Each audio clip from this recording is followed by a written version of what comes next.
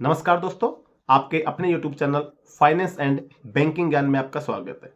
दोस्तों, आज का जो वीडियो का टॉपिक है ये है हम लोगों को होम लोन के ऊपर। जैसे हमने होम लोन लिया 30 लाख रुपए, 40 लाख रुपए, 50 लाख रुपए, होम लोन को हम ईएमआई के रूप में पेड कर रहे हैं, तो हम किस प्रकार से एक अच्छा खासा अमाउंट अपने लोन के ऊपर बचा सकते हैं। क्योंकि लोन जितने रुपए का हम लोन लेते हैं, आप ये मान के चलो कि लगभग उसके बराबर ही हमको उसका जो इंटरेस्ट पेड करना पड़ता है। क्योंकि लंबे समय के लिए जब लोन लेते हैं तो ईएमआई के रूप में एक अच्छा खासा अमाउंट बैंक को चला जाता है। तो हम जो एक इंटरेस्ट पेड करते हैं उसको अमाउंट को हम किस प्रकार से सेविंग कर सकते हैं, 3-4 रीजन आपको बताऊंगा। 3-4 जो तरीके होते हैं उनकी वजह से आप अपना जो लोन की जो है कि आप अच्छा खासा अमाउंट आप सेविंग कर सकते हैं। इसी टॉपिक की बात करेंगे। चैनल पे पहली बार है, चैनल को सब्सक्राइब जरूर कर लीजिएगा। वीडियो को अभी तक लाइक नहीं तो लाइक जरूर कर लेना।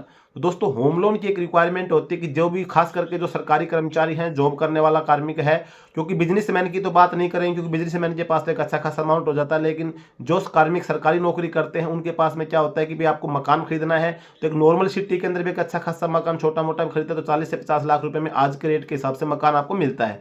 अभी इतना रुपए का सेविंग नहीं कर पाता एक सरकारी कर्मचारी, चाहे उसकी 1 लाख रुपए सैलरी होगी तो भी इतनी सेविंग नहीं हो पाती एक साथ में। तो उसके लिए क्या होता है कि भाई उसको होम लोन के लिए जाना पड़ेगा। क्योंकि जो सेविंग इसलिए नहीं हो पाती कि खर्चे इतने ज्यादा हो जाते हैं भाई, तो उस हिसाब से फिर होम लोन के लिए आप ये मान के तो 30 लाख, 40 लाख, 50 लाख तक भी आपको होम लोन अगर मिल जा रहा है। जब होम लोन लेते हैं तो उस टाइम पे ये तो है नहीं कि भाई आपने जितने रुपए का मकान खरीदा पूरा उतने रुपए का आपका होम लोन हो जाता है। उसके अंदर कहीं पे 80%, 70%, 90% तक आपको होम लोन होता है। और जो आपकी सेविंग होती है पूरी सेविंग आपकी चली जाती है किसी में, आपको होम जो मकान खरीदा उसकी रजिस्ट्री करवानी है। इसके अलावा आपको कुछ पार्ट आपको एग्जाम के लिए लोन जिसका नहीं वाला 10% भी आपको अपने वैसे देना है। तो उस हिसाब से जो आपकी सेविंग थी पूरी कंप्लीट हो जाती है। अभी आपने होम लोन लिया, अब आपके पास सेविंग कोई है नहीं, तो आप जो ईएमआई होगी, तो हर कोई ये सोचता है कि मेरी छोटी से छोटी ईएमआई आई, मैं 25 साल के ले लूँ, 30 साल के ले लूँ। तो जितने ज़्यादा दिन के लिए आप होम लोन लेंगे उतनी आपकी ईएमआई छोटी हो जाती है। लेकिन उसके अंदर उसी के हिसाब से फिर आपको इंटरेस्ट पे ज़्यादा करना पड़ेगा। अभी वर्तमान के अंदर आप देखेंगे तो 8.50 मतलब ब्याज दर चल रही है सभी बैंकों की, लगभग इसी के आसपास है 8.50 के। तो अगर आप 25 साल 30 साल के लिए अगर लोन लेते हैं 30 लाख, 40 लाख, 50 लाख, तो आप देखेंगे जितने रुपए का आप लोन ले उससे ज्यादा ही मतलब को इंटरेस्ट पेड करना पड़ेगा। यानी कि आप 30 लाख रुपए ले रहे हैं तो लगभग 30 लाख रुपए के साथ लगभग आपकी ईएमआई हो जाती है। उससे ज्यादा ही कुछ ना कुछ आपकी हो जाएगी, इतना इंटरेस्ट आपको देना पड़ेगा।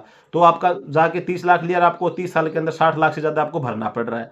तो इसको सेविंग करने के लिए क्या है कि एक तरीका तो देखो आपका ये हो सकता है कि जैसे आपने आज लोन लिया है, आज आपकी सैलरी बशर्ते कम है, आपकी जो ईएमआई जा रही मान के चलो कि वो 25,000 30,000 रुपए ईएमआई आपकी जा रही है, तो उसके हिसाब से फिर आपकी 30 साल तक उतनी ईएमआई चलेंगी। और ये सब चीजें आप कैलकुलेटर जो ईएमआई कैलकुलेटर उस पर आप डाल के देख सकते हैं। तो वर्तमान में जैसे आपने लोन लिया है, आपने 2 साल पहले लोन लिया था, 3 साल पहले लोन लिया था, उस टाइम पे आपकी मान के चलो ईएमआई 20,000 थी। लेकिन जैसे आपकी सैलरी ग्रो हो गई, मतलब आपकी सैलरी बढ़ गई, आपको इंक्रीमेंट लग गया है, इसके अलावा डीए बढ़ गया, तो आपकी सैलरी अगर बढ़ गई है तो आप अपनी जो ईएमआई की जैसे महीने की मान के चलो आपकी 25,000 जो ईएमआई जा रही थी, आप उसको 30,000 रुपए करवा लें।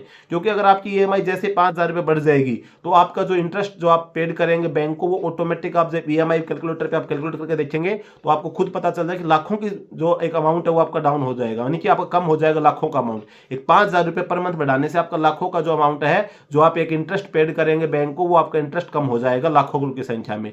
तो एक तो सबसे बड़ा रीजन मतलब सबसे जो अच्छा तरीका है ये हो जाता है कि आप अपनी जो ईएमआई है उसको आप बढ़वा लें। तो वो आपके ऊपर डिपेंड करता है कि भाई आपकी सेविंग कितनी हो रही है, कितने रुपए के हिसाब से भाई आप अपना घर खर्चा चला सकते हैं और कितने रुपए बढ़ाने से आपका काम चल जाएगा। 5,000 रुपये बढ़ा सकते हैं, 7,000 बढ़ा सकते हैं, 10,000 बढ़ा सकते हैं, वो आपके ऊपर डिपेंड करता है। तो सबसे अच्छा तरीका तो एक तो ये हो जाता है। दूसरा तरीका ये होता है कि भाई आपने जब होम लोन लिया उस टाइम पे आपकी भाई कंडीशन अच्छी नहीं थी, आपके पास जो सेविंग थी वो सारी आपने अपनी रजिस्ट्री करवाने में या फिर मकान का छोटा मोटा आपको फिनिशिंग वगैरह करवाना है, वो गृह प्रवेश वगैरह किया, छोटी मोटी खर्चे किए तो आपने कर दिए। लेकिन बाद में कोई भी आपके पास एक अच्छा खासा अमाउंट आता है, आपकी सैलरी ग्रो हो रही है या कोई आपने पॉलिसी वगैरह लिया था, आपकी पॉलिसी कंप्लीट हो गई है, या किसी भी तरीके से आपके पास में कोई आपका रुका हुआ पैसा था वो आ गया है, तो आपके पास एक मुश्त पैसा आ गया, आपके पास 1 लाख रुपया, 2 लाख रुपया, 50,000 है, जो पैसा आपका आया है वो आप अपना जो लोन का जो अकाउंट है उस अकाउंट के अंदर आप उस अकाउंट जो अमाउंट आपके पास है उसको आप एक मुश्त डालेंगे, तो उसके भी आपका जो इंटरेस्ट है वो बहुत डाउन आ जाएगा। जैसे आपने 40 लाख रुपए का लोन लिया था, आपके पास कहीं से 2 लाख रुपए आ गए, तो जैसे आप 2 लाख डालेंगे तो फिर आप जैसे लोन अपना कैलकुलेट करके देखेंगे, कैलकुलेटर आप इसके लिए यूज कर सकते हैं। बिल्कुल आप देखेंगे कि आपका जो इंटरेस्ट आप पेड करने वाले तो बिल्कुल डाउन आ जाएगा। तो एक तरीका आपका ये भी हो कि साल के अंदर आपके पास कोई भी इकट्ठा अमाउंट आपके पास हो जाता है, आपकी कोई सेविंग हो गई है, किसी प्रकार का कोई भी आपके पास पैसा आया इकट्ठा, उस पैसे को आप जैसे अपने लोन अकाउंट में डालेंगे तो आपका जो इंटरेस्ट पेड डाउन हो जाएगा। तो दो तरीका हो गया, भी आप एक तो अपनी ईएमआई बढ़वा सकते हैं, दूसरा आपका ये जो आपका इकट्ठा पैसा कोई भी आता है आप वो डाल सकते हैं। तीसरी बात क्या है कि जैसे आप लोग लोन लेते हैं या हमने लोन लिया, बैंक से लोन लिया, होम लोन लेने के बाद में जैसे ही सरकार के द्वारा रेपो रेट बढ़ाया जाता है, आपका होम लोन की इंटरेस्ट रेट बढ़ जाती है।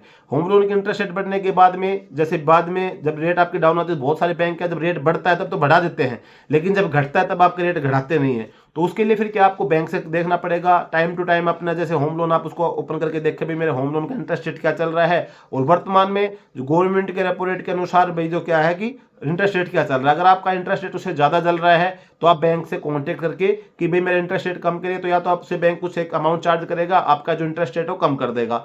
अगर ऐसे नहीं करता है तो आप एक प्रकार ये तरीका अपना से भाई मुझे जो अपना होम लोन है इसको भाई कहीं ट्रांसफर करवाना है, आप अपने बैंक से जो इंटरेस्ट रेट ज़्यादा ले रहे हैं तो आपका बैंक वाला ऑटोमेटिक आपका कम कर देगा। भाई वो बोलेगा ठीक है आप हमारे बैंक में रहिए, अगर आपको दूसरा बैंक अदर बैंक इस रेट में दे रहा है उसी रेट में हम दे देंगे। तो आपके जब इंटरेस्ट रेट कम हो जाएगा तो ऑटोमेटिक जो आप एक इंटरेस्ट पेड करने वाले हैं बैंक को वो आपका कम हो जाएगा। दूसरा ये कि आपने किसी ऐसे बैंक में जैसे लोन लिया है, जैसे बहुत बार क्या होता है जैसे हम स्टार्टिंग में जब प्रॉपर्टी खरीदते जब मकान खरीदते हैं तो वो जैसे कहीं पे हर क्षेत्र के अंदर एक अथॉरिटी होती है, जैसे नगर निगम मान के चलो, कोई विकास प्राधिकरण मान लो, किसी भी मतलब सिटी का होता है, उसके द्वारा वो अथॉराइज्ड कॉलोनी नहीं होती है। लेकिन तो उस टाइम पे जब अथॉराइज्ड कॉलोनी नहीं होगी तो आपको एक जो रजिस्टर्ड बैंक होते हैं जैसे एसबीआई बैंक हो गया, एचडीएफसी बैंक हो गया, इनसे आपको लोन नहीं मिलता, तो आप किसी प्राइवेट फाइनेंस बैंक से आप चले जाते हैं, उससे जब लोन लेते हैं तो उनका जो इंटरेस्ट रेट होता है वो ज्यादा होता है। लेकिन आपकी 2 साल 3 साल बाद जो जहां पे आपने प्रॉपर्टी खरीदी वो प्रॉपर्टी मान के चलो कि आपकी हो गई किसमें, आपकी रजिस्टर्ड हो गई है अथॉरिटी के द्वारा, आपकी वो अथॉराइज्ड कॉलोनी हो गई है। तो अथॉराइज्ड कॉलोनी होने के बाद फिर आप रजिस्टर्ड बैंक के पास जाएं और आप अपने लोन को वहां से उसमें ट्रांसफर कर लें, क्योंकि जब आपका रजिस्टर्ड बैंक से जब लोन मिलेगा तो आपको जो फिलहाल जो रेट कम से कम जो रेट चल रहा है 8.50 का, इस रेट में आपको होम लोन मिल जाता है। लेकिन जब आप प्राइवेट फाइनेंस में जाते हैं तो आपको 10%, 11%, 12% तक भी लोन रहता है।